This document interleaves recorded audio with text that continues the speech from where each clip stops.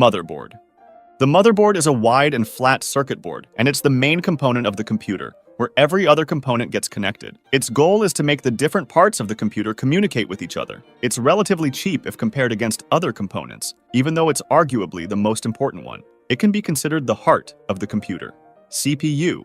The CPU, also known as the central processing unit or processor, is the brain of the computer, and although it usually has very low data storage, it's really good at using it for things like complex mathematical operations, reading through massive lists, etc. It's where most of the programs are run from, and basically everything that happens in a computer goes through the CPU at some point.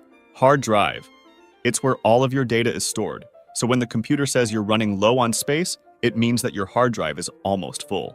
Hard drives are good at storing a lot of data, but they're slow at accessing it, since most of them are made up of spinning disks and share their data through a small wire. For this reason, it isn't always going to be able to give the needed information to the CPU. To avoid this problem, we use the RAM.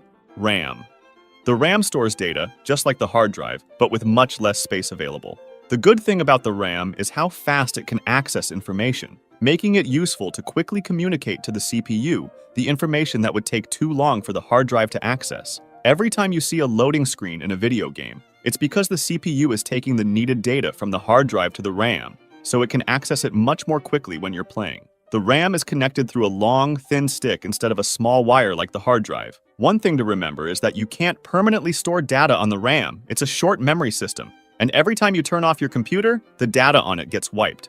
SSD. The solid-state drive has the same goal as the hard drive, but it's faster and more durable. It's a newer technology, and in some computers, it's used with hard drives or completely alone. It's also usually more expensive. Graphics card.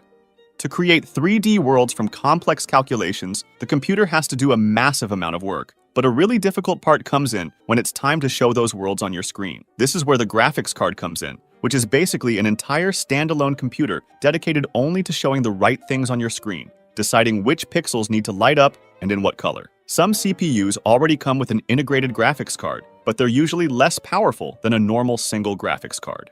Power supply. As the name suggests, this component takes the electricity from an outlet and puts it into the computer, making it possible to use it. It has to be powerful enough for your other components. Case.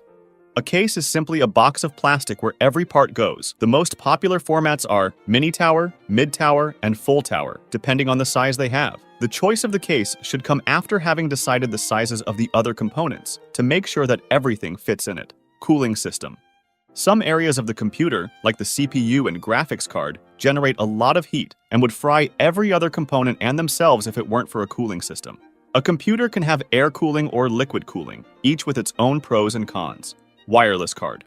If your computer supports Wi-Fi, which gives you access to the internet without using Ethernet cables, it has a wireless card.